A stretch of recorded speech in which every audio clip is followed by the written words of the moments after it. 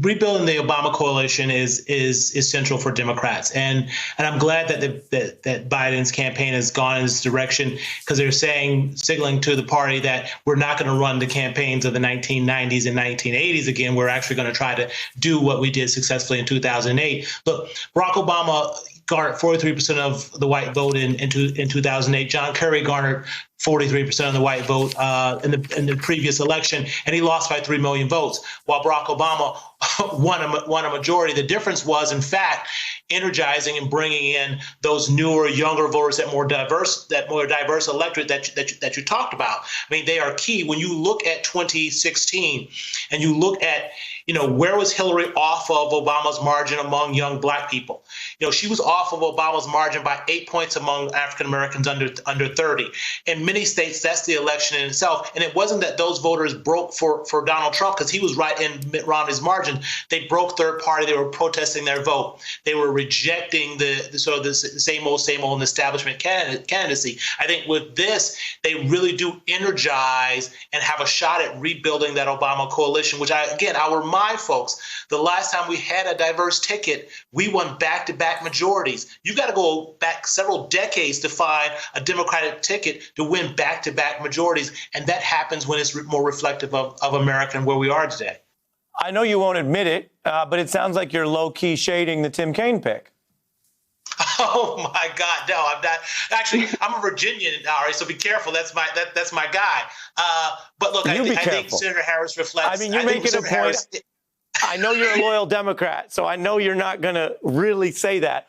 But you were speaking to something that echoes what several experts told us higher in the show, which is the Democratic Party at times has been about, again, I'm quoting, but they told us, the output of African-American voters, but not always the input. Now you're poking me with a stick, because they're right. I mean, the truth of the matter is, too often African-Americans think they're being taken for granted by the Democratic Party, because they in fact are. And this was a show of respect to, quite frankly, the people who have saved. First Barack Obama, when African-American women rallied around Barack Obama, he was going to be the nominee. When African-American rallied around Hillary Clinton, Sanders wasn't going to catch him. When African-Americans rally around Joe Biden, they delivered the nomination to him.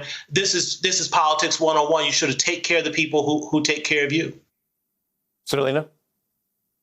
Well, I just wrote a whole book, in fact, The End of White Politics, talking about this point that Cornel is making about the fact that the Obama coalition was made up of those voters of color. And we have two generations, gigantic generations, millennials and Gen Z, both are able to vote. Both are very engaged as a result of COVID and the racial uprisings we've seen across the country. So I do think this choice is smart, because she represents the future in so many ways and can speak to, most importantly, those issues that people have brought to the fore.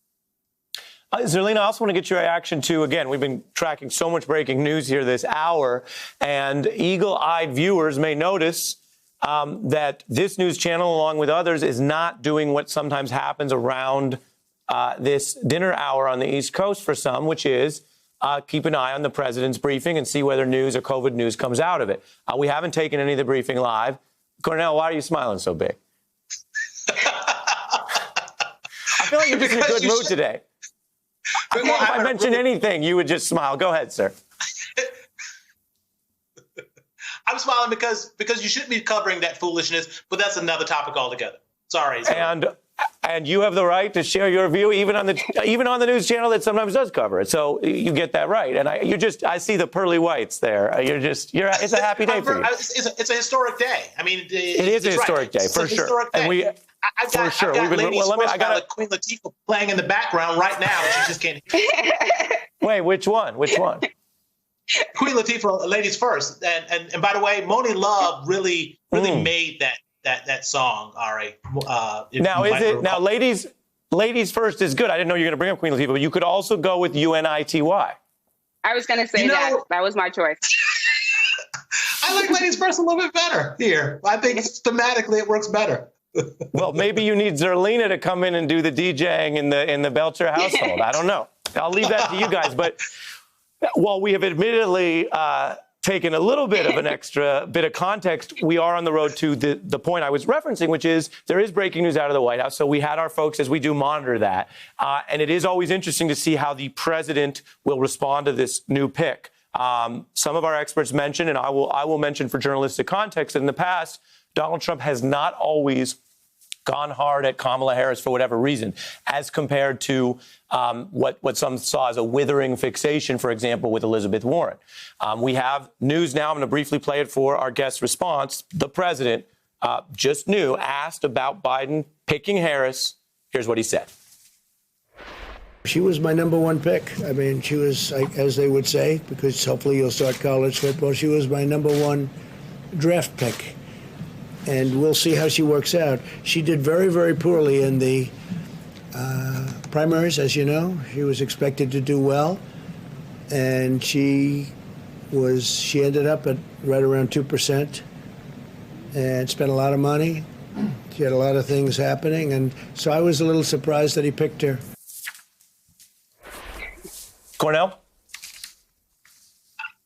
I think it's sort of the quiet before the storm because I assure you they're about to launch a sustained attack on Senator Harris. I think a lot of the attacks that they've been trying to lay at Joe Biden have not been sticking and working and moving. I think this is another opportunity to take a hit at the ticket and not make this a complete referendum about Donald Trump. Right now, it is almost a complete referendum about Donald Trump, and they have no chance of winning that. So they have to try to change the dynamic. All very interesting points. We wanted to get that news in. We got a lot of context and personal reaction as well from Zerlina Maxwell, Cornell Belcher, as well as the playlist, Cornell. Ladies first. If ever there were a night. My thanks to both of you. Hey, I'm Ari Melber from MSNBC. You can see more of our videos right here, or better yet, subscribe to our YouTube channel below. You could have been anywhere in the world, but you're here with us, and we appreciate that.